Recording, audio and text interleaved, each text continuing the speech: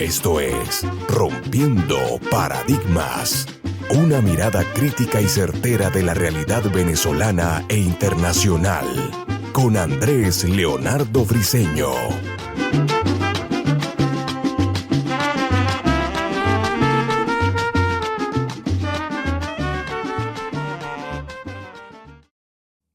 Buenas, bienvenidos a el episodio número 22 de Rompiendo Paradigmas.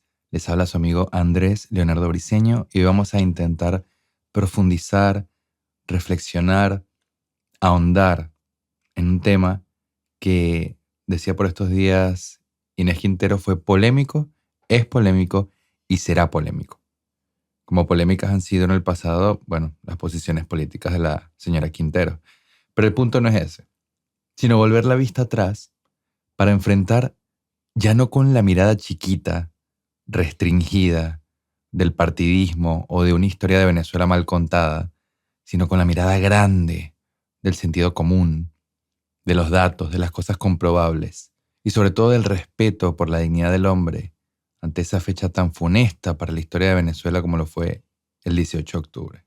Este programa se llama del 18 de octubre al 4 de febrero, no solo porque ambas fechas son el retrato nacional de nuestros tristes golpes de Estado, sino por el vínculo profundo de demagogia, de populismo y de violencia política que existió, existe y existirá siempre entre estas dos fechas. El 18 de octubre no es el ejercicio mal ejecutado, pero bien intencionado, el experimento difícil pero necesario que da origen a la democracia en nuestro país, como nos han dicho tantas veces, y tantas veces hemos refutado en este canal, y lo seguiremos haciendo además. Porque si de un lado no se cansan de vendernos que aquello fue la panacea, como en el libro del señor Arraiz Luca sobre el trienio Adeco, pues de este lado no nos cansaremos de desmentirlo. Así de sencillo. El 18 de octubre fue la respuesta egoísta, violenta, impaciente, intolerante de un grupo de personas frente a un gobierno que no separó ni a una sola familia venezolana, ni hizo llorar a una sola madre venezolana, como lo fue el del general Isaías Medina Angarita. Fue la respuesta equivocada y absolutamente disociada de la realidad de la nueva oficialidad militar, que cometió el error terrible de atentar contra una institucionalidad verdaderamente democrática para poner el poder en manos de gente cuyo único objetivo era, precisamente, el poder. Y eso cambió para siempre no solo la fisionomía, la estructura de la política venezolana, sino también sacudió enormemente la sociedad, la manera en que hacemos las cosas, la relación que existe en nuestro país entre individuo y sociedad, nuestro entendimiento de conceptos como ciudadanía, dependencia, trabajo, democracia, cosas básicas que quedaron absolutamente distorsionadas y revueltas en una marejada de desinformación, de propaganda y de antihistoria. Sin el 18 de octubre no existe el 4 de febrero. Sin el ejemplo angurriento de poder codicioso de un grupúsculo de hombres que se lanzó a la aventura de, según ellos, acelerar el ritmo de la historia por vías evidentemente antinaturales, que no se correspondían con los tiempos de Venezuela, no hubiera existido un Hugo Rafael Chávez Frías. Ese hombre que para justificar la intentona violenta de 1992 y posteriormente, ya por la vía de una democracia electoralista, es decir, malentendida, la imposición de un sistema retrechero y revanchista, también se apoyó en esta idea de acelerar el motor de la historia, de alimentar a punta de hierro, a punta de fuego, los mecanismos que hacen que una nación se mantenga en movimiento. No olvidemos que la gente que tomó el poder el 18 de octubre se llamaba a sí misma revolucionaria. Y aunque evidentemente Betancur no es la misma persona en 1936, en 1945 y en 1961, eso tiene que quedarle claro a todo el mundo, pero especialmente a quienes por años hemos criticado su figura. Tiene que haber evidentemente una aceptación, un uso de la razón al estudiar al personaje. Aunque no se trate de un mismo hombre con las mismas formas de hacer política, sí hay que decir que la falta de un mea culpa, que la ausencia de un arrepentimiento o de aceptación de una responsabilidad a lo largo de 73 años de vida de este hombre, que tuvo una influencia tan grande en nuestra historia, nos dice mucho. Nos dice tanto como la idolatría que se construyó alrededor de su figura. Y la idolatría ya es mala de por sí. Pero es que acá no hay méritos para la idolatría. Habrá méritos para la transformación, para el cambio, pero no para estar construyendo pedestales. Y a mí me hace gracia cada vez que quieren comparar a Chávez con, no sé, Juan Vicente Gómez o José Tadeo Monagas, que fue un tirano, por supuesto, pero que son hombres absoluta y completamente de otra época y de otra mentalidad. Pero con picardía y a veces con mala intención, se obvian las correspondencias que hay, que existen, que son patentes, que son latentes, entre Rómulo Betancourt y Chávez, entre Acción Democrática y el PSUV, que no existiría, insisto, sin Acción Democrática, porque el PSUV, o más atrás, el MBR, se alimentó de todas esas decisiones de Acción Democrática, también del Partido Comunista, por supuesto, pero de Acción Democrática, como lo fueron el MIR, que se integró a finales de los 80 con el MAS, Movimiento al Socialismo, que también hizo coalición con el MBR, el MEP, de Luis Beltrán Prieto y Pagalarraga, que también vino de Acción Democrática y devino en una coalición con el MBR. Es que la única razón, al menos que yo pueda ver, por la cual nos han querido presentar el acontecer, los hechos de nuestro país de manera fragmentada, como si solo fuera una sucesión continua de investiduras presidenciales y golpes de Estado, es para que no podamos atar los hilos, para que no podamos ver cómo todo se conecta y cómo siempre ha sido la misma gente. Ese es el tema de hoy, el que nos trae nuevamente al encuentro con ustedes. Pero como siempre, antes de empezar, me gustaría invitarlos a que nos apoyen en Patreon, a que se suscriban, le den like a los videos y presionen la campanita de actualizaciones si es que nos siguen por YouTube, o a que nos sigan y dejen sus comentarios si es que nos escuchan por Spotify o alguna otra plataforma de podcast. Con esto nos ayudan a crecer, a traer más contenido, a ser consistentes y el pato y la guacharaca. Estas cosas hay que repetirlas, aunque sean canzonas. Empezando por mí, que me canso de decirlas, pero si no crecemos, no existimos. Eso es como un libro buenísimo que nadie lee. Igualito, no existe. Ahora, ¿cómo resumir tantas cosas que pasaron en esos 3 años entre 1945 y 1948? Todo lo que eso generó, todo lo que eso creó, produjo y transformó para ponerlo en una balanza con los 25 años de este régimen que también ha cambiado a Venezuela tan profunda y terriblemente. Yo sé que el episodio pasado fue bien denso y por eso no quiero quedarme demasiado citando fechas y acontecimientos puntuales. Para eso más bien los invito a que escuchen los 3 programas que hicimos sobre el trienio ADECO y a que, si tienen la oportunidad, lean con calma el regalo que les vamos a dejar en la descripción del video, que no es otra cosa que el tomo dedicado al gobierno de la Junta Revolucionaria, contenido en esa gran colección periodística llamada Historia Gráfica de Venezuela. Pero lo que a mí me gustaría hacer hoy es otra cosa. Es ver las coincidencias profundas de fondo, no solo la forma, entre un régimen y el otro. Porque la Junta Revolucionaria fue un régimen de facto. Rómulo Betancourt gobernó por la fuerza entre octubre de 1945 y febrero de 1948. Si usted el día de hoy le pregunta a uno de estos historiadores mercenarios cómo se justifica que Betancourt se mantuviera en el poder por tanto tiempo sin haber sido elegido por nadie, le van a jurar y perjurar que fue así porque se trataba del tiempo prudente y necesario para realizar la constituyente. Es decir, que el régimen de la Junta Revolucionaria más bien se limitó a gobernar y a legislar dentro del marco de la constituyente o de su preparación, y eso es falso. Una constituyente no solo no tomó un año, sino que esta en particular tardó un año en iniciarse, porque entre octubre de 1945 y diciembre de 1946, que es cuando la Asamblea Constituyente se instala, hubo un periodo de 1 año y 2 meses.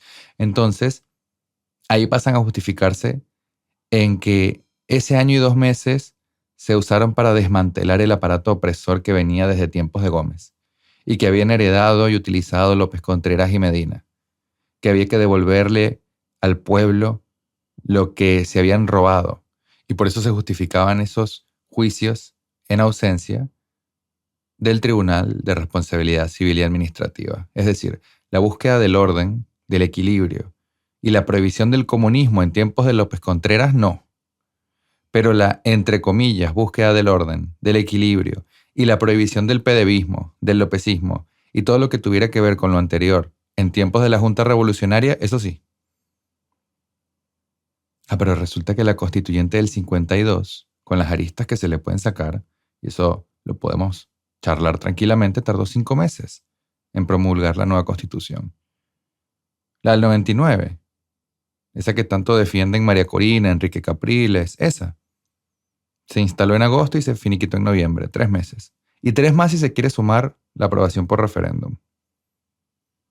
Tanto la del 52 como la del 99, con vicios, por supuesto, pero no se tardaron 1 año y medio, 1 año y unos cuantos meses para empezar, mucho menos 3 años para concretarse. Y por supuesto, la del 99 es nula, porque la constituyente del 99 se dio a sí misma poderes que no se podía otorgar, bien lo decía Oscar Llanes. Se convirtió en un organismo supraconstitucional que le pasó por encima al Congreso y a la Corte Suprema y acabó con el Senado venezolano. Acabó con el sistema judicial venezolano despidiendo a 60 jueces, acusándolos de corrupción y no probándolo nunca. Y podría decirse lo mismo con la del 52, en la medida en que los grandes líderes de URD fueron exiliados del país. Pero la constituyente del 46 es distinta. Esa era ensayo democrático. Es decir, que todas las muestras, todos los indicios que nos da de partidocracia, de desprecio por el pensamiento del otro, de intolerancia, se explican porque Venezuela estaba aprendiendo lo que era la democracia. Era ensayo democrático. Ahora yo pregunto, ¿dónde? Porque lo que yo veo de un modo mucho más notorio y mucho más estridente que en el 99 es como en el año 45, 46, 47 y 48 estuvieron cooptadas todas las instituciones. Desde las Fuerzas Armadas, que son las que le dieron el poder y el sustento a Acción Democrática, hasta el Poder Judicial, que al conformar el Tribunal Especial de Responsabilidad Civil y Administrativa en su Estatuto Fundacional, artículo 7, dicta que contra las medidas y pronunciamientos de cualquier naturaleza emanados del Jurado de Responsabilidad Civil y Administrativa no se concederá recurso alguno, por lo que sus decisiones tendrán fuerza de cosa juzgada, es decir, tú no podías apelar, tú no podías recusar. Artículo 5. El jurado determinará la responsabilidad del enjuiciado, ateniéndose a los dictados de la justicia y la equidad, apreciados conforme a su leal saber y entender, es decir, que fue un tribunal moral. Pero el problema de los autodenominados tribunales morales es que van a ser absolutamente dependientes de la moralidad de sus jueces. Tan grave fue esto que el mismo Rafael Caldera, que había sido Contralor General, y luego se fue para fundar COPEI, dijo, lo que fue, lo estoy citando, lo que fue una de las posiciones más intachables de la Revolución de Octubre, que era un castigo ejemplar para los que hubieran abusado de los dineros públicos, se ha convertido en una situación incierta y confusa, en la cual están mezclados los inocentes y los culpables, en forma tal que ya hoy en Venezuela se ha perdido la fe en la justicia al respecto. ¿Qué diferencia hay entre eso y nuestro Tribunal Supremo actual? De grado, por supuesto, pero no de fondo. En 1946, el máximo organismo judicial de la nación, que además fue una invención absolutamente artificiosa, tenía entre sus estatutos el concepto de presunción de enriquecimiento ilícito, es decir, que de la misma manera que hoy en día, tú no eres inocente hasta que se demuestre tu culpabilidad, no. Tú eres culpable hasta que demuestres tu inocencia. ¿Cómo? No sé. Pero ahí tenemos a Raiz Luca, Carrera Damas, a Pino Iturrieta, que por estos días cumplió años. Feliz cumpleaños, Elías.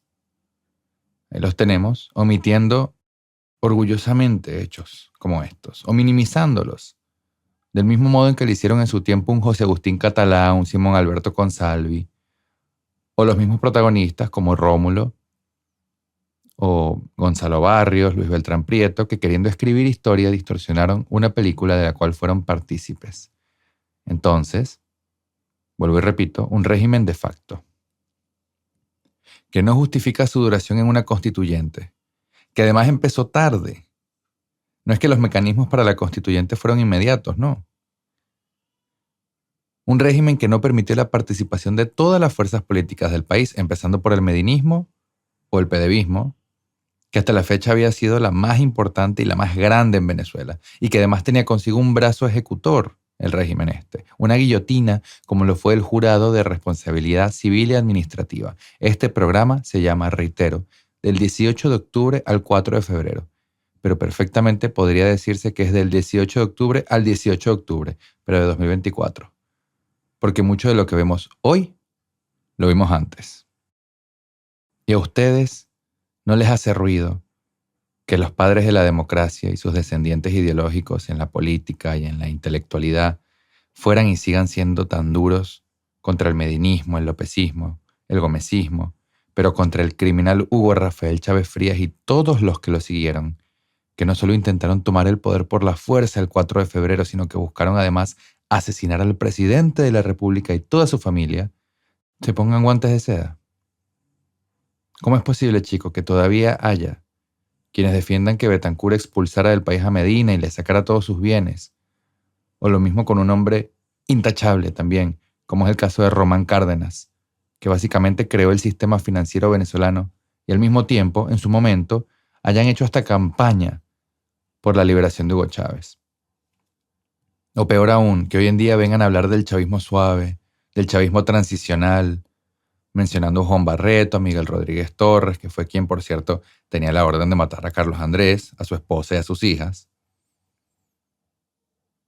Nos hablen de lo maravillosa que es la Constitución del 99, del hilo constitucional que debe ser respetado porque el chavismo no respeta ni su propia Constitución. Miren, en primer lugar, creo que todos estamos llamados al perdón, todos estamos llamados a perdonar a quienes nos han dañado, y eso es algo sumamente noble. Pero lo que es intolerable es la hipocresía.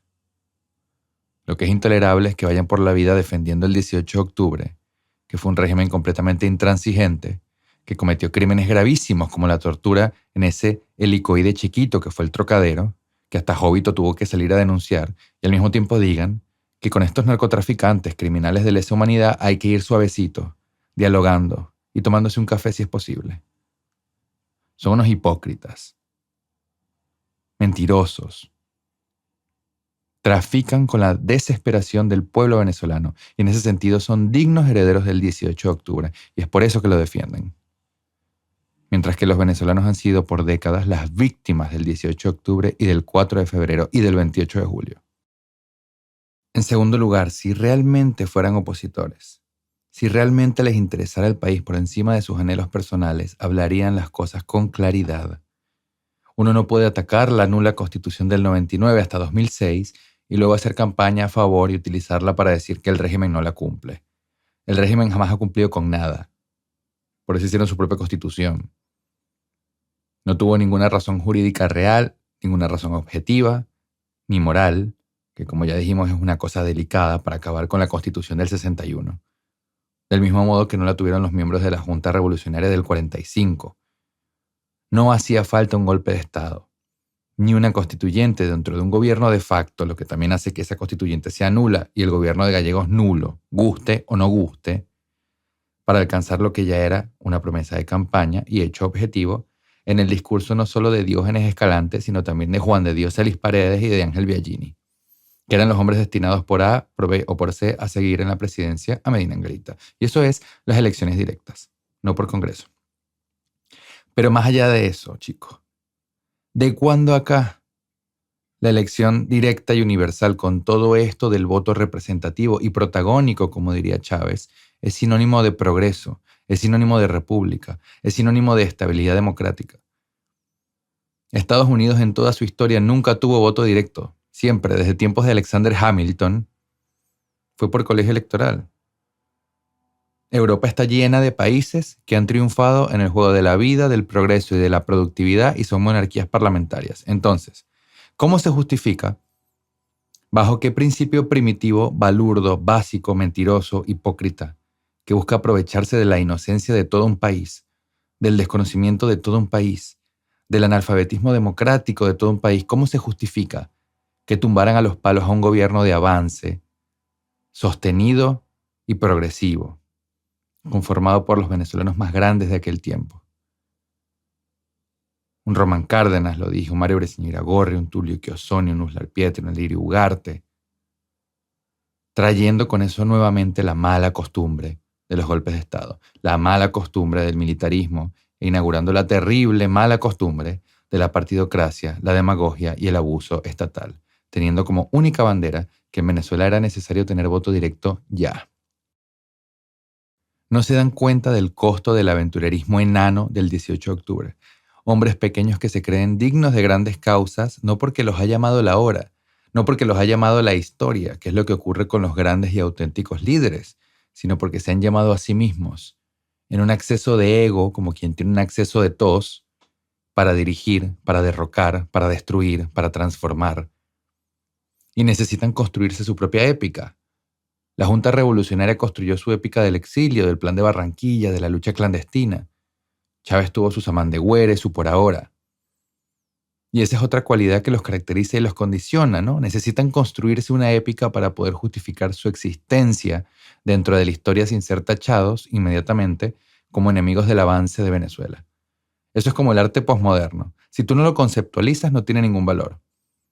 Si yo no digo que un lienzo blanco sobre otro lienzo blanco representa la crudeza, la visceralidad de la nada misma y del infinito, o de un hombre que contiene la nada misma y el infinito dentro de sí, entonces es porque no lo entendí. ¿Pero qué valor real tiene ese cuadro? Pasa que yo no permito que tú contemples estéticamente el cuadro y lo juzgues, porque ahora tú eres un ignorante del arte, y por lo tanto yo te tengo que enseñar a ti lo que es el arte y cómo juzgarlo. La verdad es que yo creo que la persona más sencilla en su rancho de zinc en lo más alto de La Vega puede ver un cuadro de Arturo Michelena o de Tovar y Tovar y decir, oye chamo, eso sí está fino. Porque es sentido común. Y porque nacemos con ese sentido de la apreciación estética, no somos pura materia, trascendemos. Dios está en los detalles. Y con estos regímenes es lo mismo. Vienen y te dicen, tú no sabías que Gómez realmente no pacificó a Venezuela o acabó con la deuda externa, sino que simplemente él se limitó a matar a toda la oposición, que eran toda gente muy noble y muy justa y muy venezolana, como Manuel Antonio Matos, ¿verdad? Y además de eso, era bruto, analfabeto, zafio, no sabía hacer nada. Tampoco sabías que Medina no solo no tuvo un solo preso político, creó la más importante ley de hidrocarburos que ha visto Venezuela. O mejor dicho, pensabas que era eso lo que hizo, porque eso es mentira, eso no pasó. Ni obras públicas tan fundamentales como el silencio o las bases de la Universidad Central, no. Él en realidad era un ladrón. Él era un heredero de Gómez y para colmo borracho. Le encantaba empinar el codo.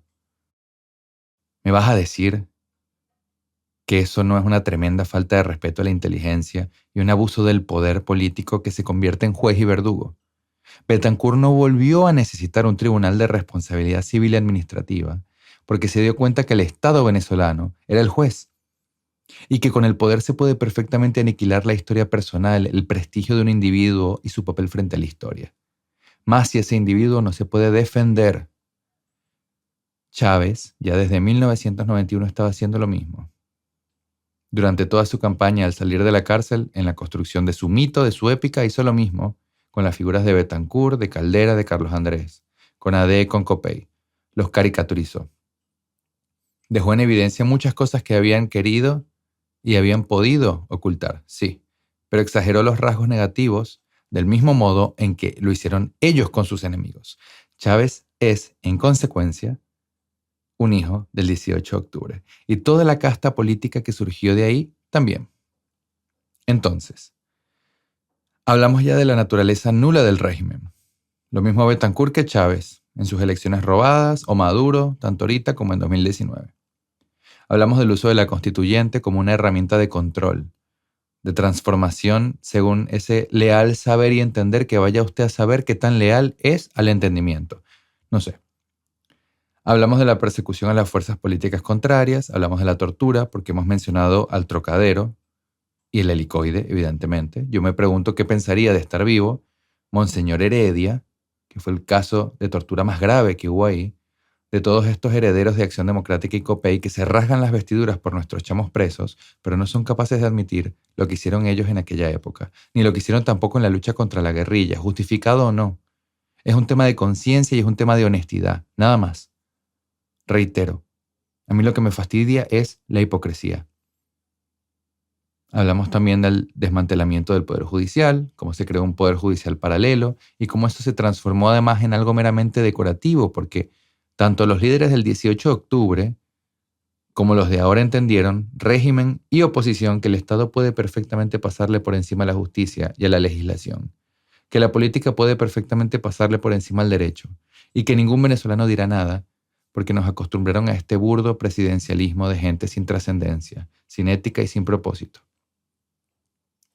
Y hablamos de la construcción del mito, la necesidad de erigir el mito para justificarse ante la historia.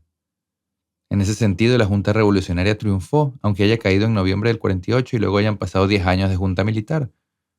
Triunfaron en la cultura porque triunfaron en el discurso. Al chavismo le ha costado más porque los tiempos son otros, porque todo queda grabado, porque todo se registra y porque, claro está, ellos son la superación de todos los vicios y de todos los males que venimos arrastrando desde hace décadas. Pero fíjense la fuerza de todo esto y cómo se extiende hasta nuestros días. Porque la discusión ya ni siquiera es con el señor Elías Pino o con Inés Quintero, no. Es con Ana Milagros Parra y Ricardo del Búfalo, por ejemplo. Es con los influencers, que no sé por qué, sin haber abierto, aunque sea un libro de historia, dictan cátedra. Y esto no tiene nada que ver con un sacar chapa. Yo no soy historiador, en el sentido en que a la academia le encanta, que es el de haber estudiado la carrera de historia, no. Pero soy investigador, voy a la materia prima. No voy por la vida expandiendo mentiras ni reproduciendo propaganda y errores. Pero lamentablemente estos influencers sí. Y peor todavía, muchas veces hablan de estas cosas con una indiferencia, con un orgullo de no saber, que es peligroso. Porque cuando uno le llega a cientos o a miles de personas, uno tiene, lo he dicho tantas veces, una responsabilidad. Una responsabilidad no solo de obra, sino también de palabra. No basta con decir, no, yo no pretendo influir sobre nadie, no pretendo decirle a nadie lo que tiene que hacer o pensar cuando tú tienes 200.000, 500.000, 1.000.000 de seguidores. Eso es una imprudencia y una inconsciencia atroz. Si vas a hablar de la democracia venezolana, infórmate. Si no, sigue contando chistes. Pero no pretendas contar historia. Y esto aplica para algunos académicos también, lamentablemente. Porque sí. El hecho de que te escuchen, así sean 100 personas que se pueden convertir en miles y en millones con el paso del tiempo por puro correr de la voz, así tú no te enteres en las estadísticas de YouTube, tiene un valor. Exige de ti que seas responsable con lo que estás hablando, que sepas de lo que estás hablando, que pienses antes de hablar o que no hables, que hables de lo que sabes. A mí me parece indignante que el podcast que mantienen Ana Milagros Parra y Ricardo del Búfalo hable sobre las elecciones del 28 de julio y celebren la conciencia democrática del pueblo venezolano, que fue tranquilo, que fue en paz a votar, a ejercer su derecho. Y rematan con, eso es una herencia de los 40 años de democracia. Bueno, en eso sí no se pelaron, es herencia de eso. El que el venezolano vaya como un borrego en un régimen violento y asesino, creyendo que la democracia es solo un voto, porque le han hecho creer que no vale nada más que eso, que su vida misma y la de su familia se reduce a una instancia electoral, es herencia del puntofijismo y por extensión del 18 de octubre. ¿Qué conciencia democrática? Si de manera generalizada estamos en el mismo lugar en donde nos encontró Simón Rodríguez cuando clamaba al cielo que no podía haber una república sin ciudadanos. No puede haber democracia sin vida democrática. Vida democrática es llevar las virtudes, las esencias, los fundamentos de la democracia al día a día, a nuestros vínculos, a nuestras reacciones, a la manera en que correspondemos a las interacciones que tenemos con otros. No se trata de vivir dentro de las condiciones y las ceremonias que nos ha impuesto la democracia electoralista. Es vivir responsablemente, con conciencia del deber. Es unirse en comunidad para resolver los problemas de la comunidad y no esperar a que venga y lo haga el diputado Pascualito. Pero también es responder por los hijos, es respetar a sus esposas, es respetar a sus madres. Es no vivir echándose palos en una tasca mientras tienes a tus hijos mal atendidos en la casa, pasando hambre. Es respetar las señales de tránsito, es cuidar las maneras, es prepararse para la vida. Y quiero ser enfático, yo no tengo nada en contra de estas dos personas, que seguramente en lo personal son gente muy divertida, muy buena, muy simpática. Pero sí tengo un problema grave con la gente que tiene voz, que tiene influencia y no se hace responsable de las consecuencias de lo que dicen y de lo que hacen.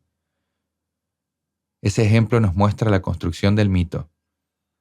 Porque si algo ha logrado el chavismo, si algo han logrado los hijos del 4 de febrero, es revitalizar a los hijos del 18 de octubre, que son primos entre ellos, o como mucho, o como mínimo, mejor dicho, hermanos que no se llevan muy bien, pero son la misma sangre. Y los han revitalizado porque en el terror que han impuesto, han llevado a la gente no solo a olvidarse de los malos de antes, sino a preferirlos, a seguir con esta dinámica del menos peor, del robaban pero hacían. Y eso es una muestra de que en Venezuela no hay conciencia democrática ni demócratas. Hay partidismo, hay electoralismo. ¿Eso quiere decir que estamos condenados? No, estamos trabajando, estamos en proceso, Venezuela está en proceso. Y estos ámbitos que estamos intentando construir, que son para pensar el país, que son para debatir frente al status quo, frente a la casta política, frente a los herederos del poder en todas sus formas, política, intelectual, etc., estos ámbitos son de lucha permanente. Del mismo modo en que en el interior del alma humana hay una lucha permanente entre el bien y el mal, hoy hay una lucha por construir a una Venezuela que de verdad valga la pena. Y si no fuera lucha, por 100 frentes que tengamos, entonces no valdría la pena. Tiene que necesariamente ser difícil y tenemos que necesariamente dar todo y dar hasta el extremo. Ahí entra, creo yo, la mentalidad católico-apostólica romana. Es dar hasta el extremo. En estos días, los chamos de Escuela de Nada hicieron una pregunta bien interesante y que vale la pena rescatar de cara a lo que estamos hablando hoy, ¿no? ¿Para qué sirve saber historia? A la gente le interesa aprender historia. Y me hace gracia porque uno de los que hablaba en el podcast decía que el embrutecimiento general de la población hacía que se le saliera lo conservador. A mí en lo general me causó gracia porque la palabra conservador nunca he sabido cómo tomarla. Parece que fuera mala palabra, ¿no? Yo estoy de acuerdo en conservar. Quiero conservar mis tradiciones, quiero conservar mi lengua, quiero conservar mi fe, quiero conservar lo que funciona. ¿Por qué no querríamos conservar lo que funciona en Venezuela y en los venezolanos? Pero claramente hay cosas que no funcionan. Hay cosas en las cuales es necesario progresar. ¿Eso me hace o hace a alguien progresista? Yo creo que acá el gran tema es cómo la política se ha querido adueñar del lenguaje a través de la dialéctica, como si los términos de la lengua castellana les pertenecieran. Y eso genera un miedo. Es como la gente que ya no se viste de rojo desde 1999, porque bueno, me van a tachar de chavista. Mira, si te queda el color, úsalo. Eso no te hace chavista. Ahora, creo que conservar la historia no es ser conservador. Creo que evidenciar que tenemos una crisis de pueblo, una crisis grave de conciencia, una crisis de entendimiento y de aprendizaje no es ser conservador, es factual, es un hecho. Tiene muchas causas, tiene muchos motivos. Los más tangibles y básicos los tenemos en el hecho simple y claro de que hoy en día le sale más caro físicamente a un chamo ir al colegio que quedarse en su casa porque no tiene comida. Entonces tiene que salir a trabajar. En los colegios ya no hay planes alimenticios que funcionen y la calidad de la enseñanza se ha degradado horriblemente, no solo porque a los maestros les pagan una miseria, sino porque también se ha permitido que alumnos de 10, de 11, estén dando formación, estén instruyendo a las nuevas generaciones. Y así no hay quien viva. Pero el segundo nivel de este problema radica en qué entendemos nosotros por historia, y creo que la pregunta de ellos capaz iba por ahí. Si creemos que historia, vuelvo y repito, es esa materia que vimos en el bachillerato, donde nos obligaban a aprender de memoria las cartas y los discursos de Bolívar sin que hubiera un verdadero interés por ahondar en el pensamiento, en las emociones que movilizaron a este hombre importante de su hora y de su tiempo. O simplemente nos enseñaron a enumerar tomas de posesión, investiduras y golpes de Estado, como si todo fuera una cronología exacta y no hubiera correlación entre nadie y entre nada. Entonces, por supuesto, a mí tampoco me interesa aprender historia. Esa es una historia muerta. Esa es una historia que no sirve para absolutamente nada. ¿Qué hago yo con eso? Me puedo preguntar muy válidamente, más allá de entretenerme si es que me gusta el tema. Es como decir, a mí me gusta coleccionar búhos de cerámica. ¿Eso tiene un valor trascendental para mí, para mi familia y para mi destino? No, pero me gusta. Ese es el tipo de historia del que probablemente ellos estaban hablando. Pero la historia verdadera es una continuidad. Es un hacer y un deshacer. Es el fuimos, el somos y el seremos. Es el antes y el ahora que define, que moldea lo que podemos y lo que vamos a hacer. Esa historia no solo debe interesarnos, sino que debemos invertir todo nuestro tiempo y todo nuestro esfuerzo y toda nuestra energía en entenderla, aceptarla, asimilarla, hacerla nuestra. Es entender que fuimos parte de un imperio que nos legó una lengua y gran parte de todo lo que es nuestra cultura, en la misma medida en que somos americanos, que es cosa nueva. Es entender que en nosotros viven con la misma intensidad la musicalidad árabe y africana, la energía del indígena y el temple de la fe europea, particularmente española. Es entender que en la independencia supimos ser lo que la historia nos demandó ser, pero que nuestra historia no se acabó ahí y que no somos menos que esa generación. Una generación que ha sido deificada, elevada tanto que ha generado un complejo de inferioridad generalizado en los venezolanos que se comparan consigo mismos en otro tiempo, no para avanzar sino para estancarse. Es entender, como diría Lara Farías, que de aquellos polvos vienen estos lodos, que el 18 de octubre está vigente en muchos elementos del régimen bolivariano, del mismo modo en que tuvo también grandes hombres que están vigentes en lo bueno, en lo afirmativo venezolano, diría Mijares. Porque tampoco es que todos los que participaron del golpe del 18 de octubre fueron un mal para Venezuela. Ahí está el caso del doctor José Jacopini Zárraga, que fue un hombre tan capaz que estuvo con los adecos en el 46 cuando fue constituyentista, con los militares en tiempos de Pérez Jiménez cuando fue ministro de Hacienda, y con los puntofijistas, que fue asesor de la presidencia de PDVSA, fundador de Fede Cámaras, miembro de la Academia de Ciencias Físicas y Naturales. En fin, que el país no es blanco o negro tampoco. Y tampoco hemos pretendido nunca presentar las cosas de ese modo. Cuando ponemos sobre la mesa los desmanes cometidos entre octubre del 45 y febrero del 48, lo que estamos es procurando otorgar a quienes nos escuchan lo que no han escuchado hasta ahora. No estamos censurando lo que sí han escuchado. Y con eso cada quien será su propio criterio. La historia es absoluta y completamente necesaria para la vida. Y yo creo, a diferencia de los muchachos de Escuela de Nada, que nunca en los 40 años de puntofijismo, ni en los primeros, podríamos decir 15 años del régimen, hubo tanto interés por saber de dónde venimos, quiénes somos, cómo llegamos a este punto, como ahora. Y ese es precisamente el porqué. Hay un cambio de paradigma. La gente, aunque no sean la gran mayoría de los venezolanos, ya no cree que historia es la del bachillerato y ya está. Hay un interés intelectual más grande.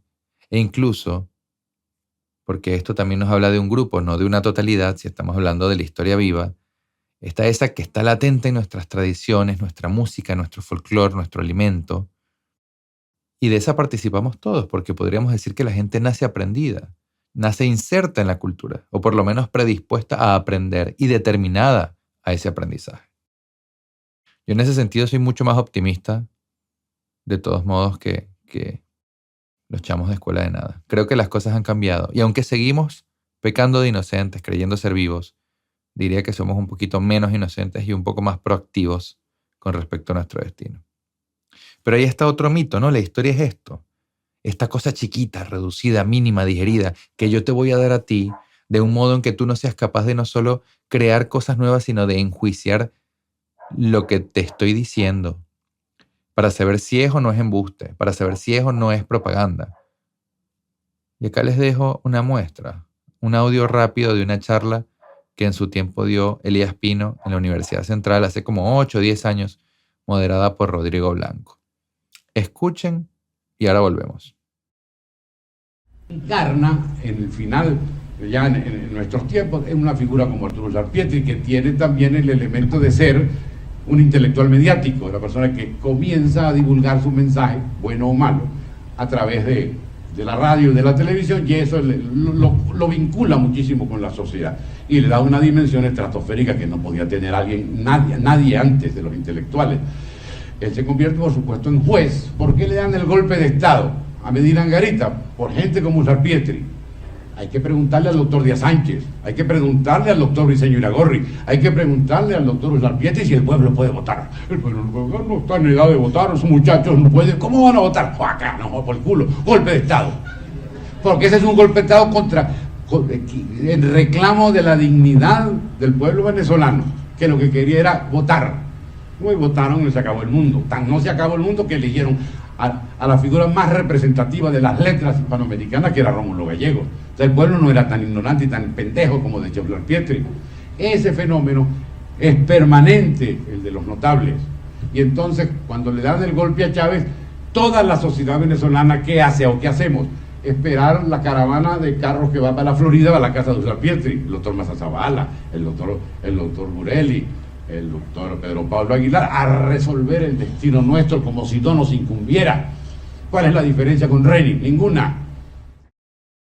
Yo creo que ahí está bien condensado el problema, ¿no? El mito de que el pueblo quería votar, de que eso fue una reivindicación a la dignidad del pueblo venezolano. Que un político le quiera ver la cara de bobo a uno es una cosa. Creo que podemos entender sus motivaciones, ¿no? Pero que un intelectual no es que quiera, es que esté seguro de nuestra ignorancia a tal medida como para decir semejantes barrabasadas, esa es otra cosa. Además, la manera en que lo dice, la grosería. Yo creo firmemente que lo que empieza ensuciando la boca termina ensuciando el cerebro. Por eso es importante, sobre todo, en un contexto que no sea familiar, íntimo, cuidarse mucho en las maneras. Pero todavía más, el nivel de resentimiento que se escucha cuando menciona a Ramón Díaz Sánchez, a Mario Briceño Iragorri, a Uslar. Y la mentira cochina, porque es cochina, y reitero, esto no es un problema contra Elías Pino Iturrieta la persona, sino contra el historiador y la figura también mediática y que también tiene una responsabilidad con lo que dice frente a todos esos estudiantes que quizás al sol de hoy siguen creyendo esta sarta de mentiras, porque eso es lo que es. Miren, mi recomendación general, gente, sería que no pierdan nunca más tiempo ni plata en ir a ver a estos intelectuales de hoy en día en Venezuela. Mi recomendación general sería que lean, que se formen, y si después les toca estar presentes en un foro como este, van a poder levantarse y decir: disculpe, doctor Elías Pino o doctor Menganito, pero además de la falta de respeto, usted está mintiendo por esto y por esto. Los venezolanos no eligieron a Gallegos entre una plana de hombres ilustres para terminar escogiéndolo por la grandeza de su pluma, no. Lo eligieron porque era el candidato del régimen de facto que había construido en 2 años y medio el movimiento propagandístico más grande de la historia de Venezuela a través de miles de sindicatos. Antonio Leocadio Guzmán era un niño de pecho, porque pudieron haber puesto a cualquier otro como candidato. Y bajo esas circunstancias también hubiera ganado esas elecciones. Eso no le quita ningún mérito al doctor Gallegos, como escritor, como hombre de letras, como persona de influencia. Pero además, eso que el doctor Pino critica, ¿acaso no es lo mismo que él como intelectual, como director de la Academia Nacional de la Historia, que lo fue en su momento, como figura pública conocida, hace? Él sabe que tiene una responsabilidad. Él sabe que esos jóvenes tan comelibros como yo, lo escuchan, lo siguen. No irán a su casa en la Florida, pero sí irán a su foro en la Central. Y sabe además que está mintiendo. Lo sabe. Lo sabe. El mito venezolano del 18 de octubre, como el mito venezolano del 4 de febrero, no existe tanto por sus protagonistas como por sus propagandistas. Por eso hay que mantenerse permanentemente alerta, porque pasadas las décadas de caído el régimen van a venir los propagandistas a hablar de la nostalgia del régimen. Ya lo hacen con Chávez.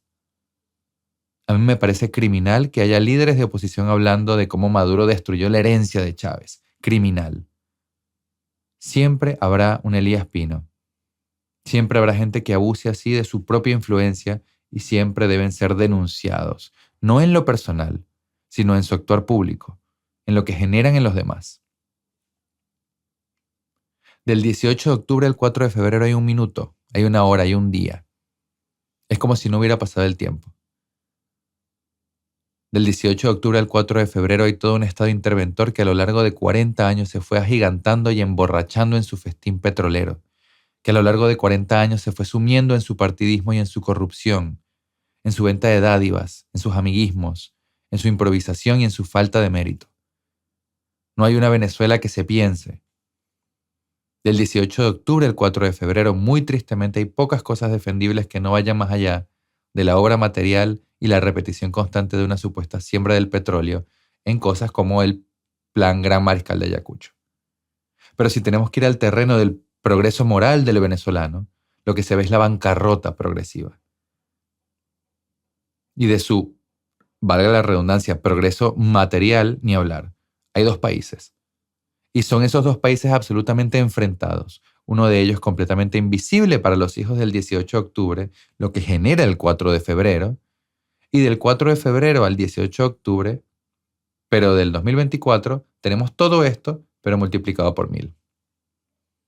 No se llamará Elías Pino, pero se llamaba Federico Brito Figueroa, el historiador del régimen de Chávez.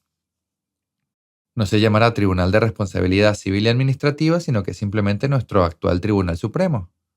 En cuanto a la bancarrota moral, física, material, todo eso no ha hecho sino crecer. Y las dos Venezuelas históricas, entre las cuales siempre hubo como una tercera Venezuela en el medio, que luchó consistentemente para hacerse un lugar en la historia a través del esfuerzo y el sacrificio, y es ese colchón de revolución que salió de la pobreza para ser clase media, o de generaciones de sencillez y humildad escolar para terminar estudiando medicina, derecho, letras. Esas dos Venezuelas históricas ahora están más presentes que nunca, más vivas y más grabadas a fuego, porque la tercera fue exiliada y destruida. Hay un país de riquezas inmedibles, que disfrutan un grupúsculo de personas inmensamente ricas y luego toda una Venezuela que vive en la miseria, los escombros y las migajas. Un barrio que ahora no solo vive en las faldas del Ávila, sino también en el corazón y en la mentalidad de las personas. Y diría que está tan fragmentado el país que más que 2 Venezuelas hay 20 Venezuelas. Porque ahora no es solo la riqueza versus la pobreza, sino que hay una Venezuela derrotada, hay una Venezuela indiferente, hay una Venezuela sin memoria, hay una Venezuela dolida que está fuera y exiliada, hay una Venezuela impotente, hay una Venezuela de los aprovechados y los vividores del Estado, como hay una Venezuela trabajadora y sacrificada pero que sufre innecesariamente. Los casi 200 desterrados del 18 de octubre, entre los que se contaban el general Medina, los doctores Nucete Sardi, Manuel Silveira, los coroneles Delfín Becerra, Luis Romero Arjona, son los predecesores, los padres espirituales de los casi 8 millones de venezolanos exiliados por pensar distinto, por querer otra Venezuela, otra cosa para Venezuela. Estas dos fechas y sus ideólogos también están unidos por eso, un rechazo casi alérgico, no solo a la oposición verdadera, sino a las formas de pensar y de hacer que puedan poner realmente en entredicho la estabilidad de su poder. Para Maduro, esa oposición de papel maché que vive de hacer denuncias o que se conforma con una alcaldía y un puestico no es problemática, porque es además la que conocen y la que lograron moldear y someter en 25 años. Y en ese mismo sentido, el problema para la Junta Revolucionaria eran los pedevistas, los lopecistas, y las relaciones que estos tenían con las Fuerzas Armadas, pero no Copey, por ejemplo, aunque todo el tiempo estuvieran cayéndose cabillazos y tirándose bombas en el nuevo circo. Y del nuevo circo pasamos al circo nuevo, que es precisamente el de la mascarada, el de la pantomima, el de hacer creer a los venezolanos que la oposición se opone, y que estos y aquellos son enemigos acérrimos. Los opositores verdaderos, lo he dicho antes, si son líderes con presencia pública, están presos, muertos o exiliados. Si hacen vida tranquila en el país, no son sino cómplices. Si le mienten a la venezolanidad haciéndole lavados de cara cada 5 o 6 años a la tiranía, son cómplices. Si pretenden seguir engatusando a todo un pueblo con supuestas estrategias ocultas y toques de corneta y cacerolazos y marchas bien definidas y estructuradas, frente a la actitud homicida de los gobernantes, también son cómplices. Ese es el circo nuevo. Estos son también hijos legítimos del 18 de octubre. Entre una fecha y la otra está el reconocimiento por parte de la Junta Revolucionaria de Rómulo Betancourt de la Unión Soviética, cuyos crímenes ya eran bien conocidos para la década del 40, por más que solo se nos quiera hablar de la doctrina Betancourt. Y eso está ahí, del mismo modo que lo ha estado la relación cómplice y criminal entre Chávez o Maduro con Vladimir Putin o Dmitry Medvedev. Entre una fecha y la otra está el artículo 321 y la tesis del Estado docente frente al intervencionismo chavista en las universidades, el adoctrinamiento en los colegios.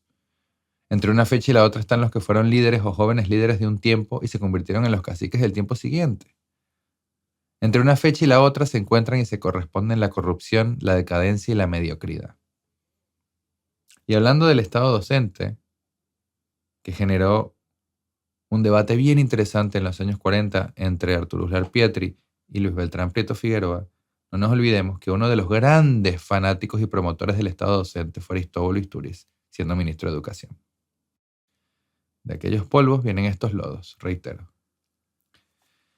Pero lo más importante, entre una fecha y la otra, entre el 18 de octubre y el 4 de febrero, sea del 45 al 92 o del 92 al 2024, es que hay todavía un pueblo que no ha conseguido convertirse en ciudadanía. Un electoralismo que no ha conseguido superarse hasta transformarse en auténtica democracia, y una organización del Estado que no ha logrado sino devanearse entre la tiranía y la oclocracia, pero a la que todavía le falta mucho para ser república. Lo bueno de todo lo que está por hacerse es que siempre hay un espacio para que se haga bien. Así que no desaprovechemos esta oportunidad, quizás sea la última, que nos da la providencia. Dios los bendiga, los quiero mucho y nos vemos la próxima.